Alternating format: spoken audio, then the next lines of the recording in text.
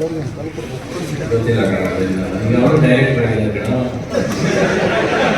Okay ಅಂತ cinema ಮಾಡಿದ್ರೆ ಅದ್ರಲ್ಲಿ ಆ್ಯಕ್ಟಿಂಗ್ ಕೊಡ್ತಾರೆ, ನೋಡೋಣ ಫಸ್ಟು, ಆಮೇಲೆ ನೋಡೋಣ. ಅದು ನೀನು ಫಸ್ಟೇ ಜಂಪ್ ಮಾಡ್ಬಿಡ್ತೀಯ ಎದ್ದ ತಕ್ಷಣ ನಾಳೆ ಏನು ಸರ್ ನಾಳೆ ಏನು ಸರ್ ಅಂತ.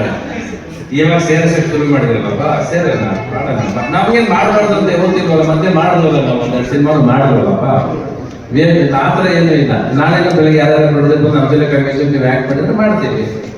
ನಾವು ಇನ್ನೂ ನೀವೆಲ್ಲರೂ ಬೇಡ ಅಂತೀವಿ, ನಮಗೆ ಬೇಡ ಅಂತೆಲ್ಲ ಹೇಳಿದ್ದೀರಾ? ನಾನೇ ಹೇಳಿಲ್ಲ, ನಾನು ಯಾವತ್ತೂ ಹೇಳಿಲ್ಲ. ನಾನು ಮ್ಯೂಸಿಕ್ ಮಾಡಿದ್ರೆ ನಾನೇ ಮಾಡೋದು, ಯಾರು ಮಾಡಬಾರ್ದು ಅಂತ ಹೇಳಿ ದಿವಸಗಳು ಅವಾಗಿತ್ತು. ಮಧ್ಯೆ ಬಂದು ಯಾರೇ ಬಂದು ನಾವು ಒಂದ್ಸಲ ನಮ್ಮ ಮ್ಯೂಸಿಕ್ ಮಾಡ್ತೀವಿ ಸರ್ ಮಾಡ್ರಿ ಅಂತ ಹೇಳ್ತೀನಿ. ನಾನು ಯಾರು ಬೇಡ ಅಂತ ಹೇಳೋದೇ ಇಲ್ಲ.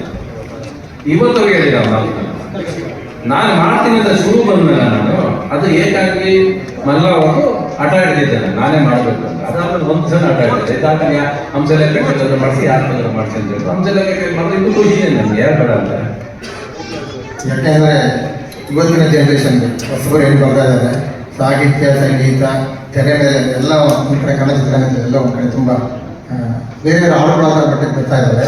ನೀವು ಮತ್ತೆ ಅವರೆಲ್ಲ ಸ್ಫೂರ್ತಿ ಆಗಬಹುದು ಅನ್ನೋದ್ರಿಂದ ನಿಮ್ಮ ಸಿನಿಮಾಗಳ ಮುಖಾಂತರ ಮತ್ತೆ ಅವರು ಕೊಟ್ಟಿದ್ದಾರೆ ಕಣ. ಇವತ್ತೆಲ್ಲ ಒಂದೆರಡು ಗಳಿಗೆ ಚೆನ್ನಾಗಿಲ್ಲ ಅಷ್ಟೇ, ಮಾಡ್ತಾರೆ ಎಲ್ಲೋ ಕಡೆ.